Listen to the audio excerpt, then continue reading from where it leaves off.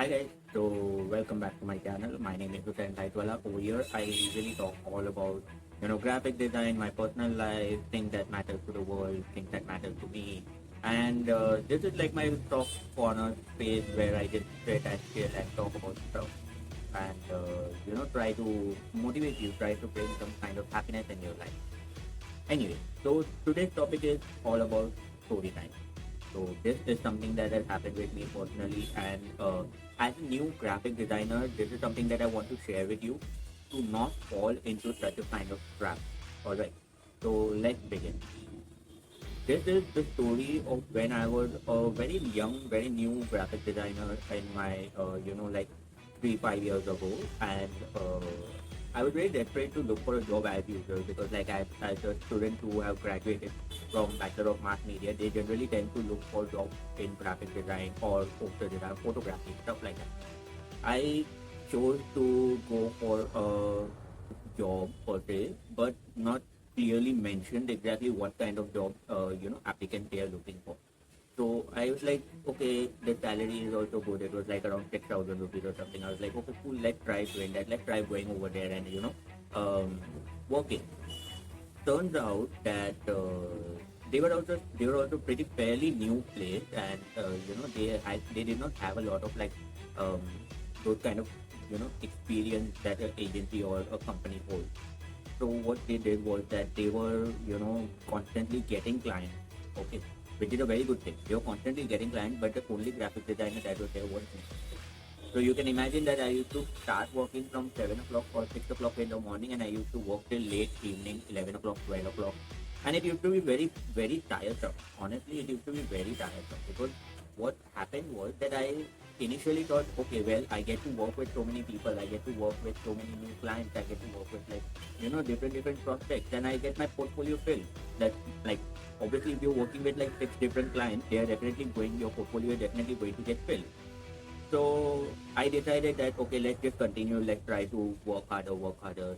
I lasted around 14 days at this place, and was that eventually after like 14 days, I got super burned out, and it was really very bad.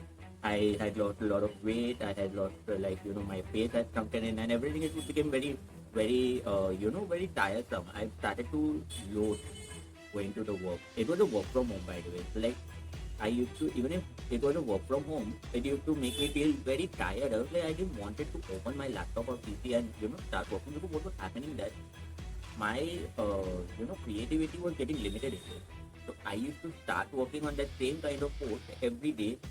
So the basic goal was to churn out as many posts as possible, which if we look at it from a general perspective, it is a fair deal.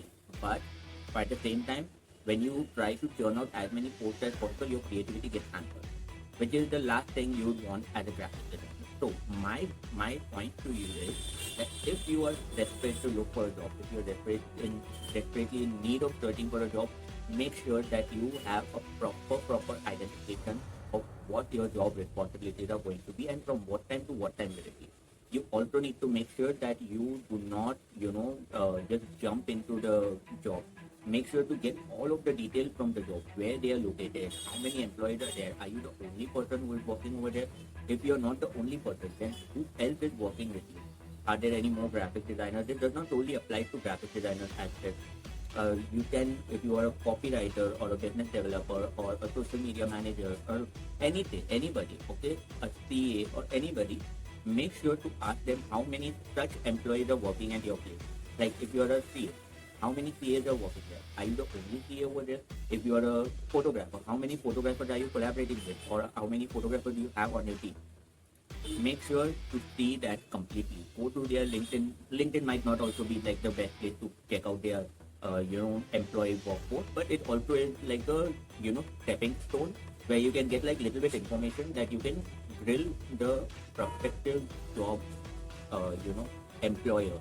Because what will happen later on is that they will not lose anything. You will lose something. You will lose your will to work, and then you will wonder, oh no, this is like really a bad field for me. I don't want to work in this. So in order to avoid that, make sure that you know everything about the job. I think that's it from my side today. I hope you enjoyed this video. I hope you take away some really good insight from this video. because this is something that has happened with me, and I would not want any of you to suffer the same fate as me. I love you guys. I'll see you guys in the next video. Goodbye.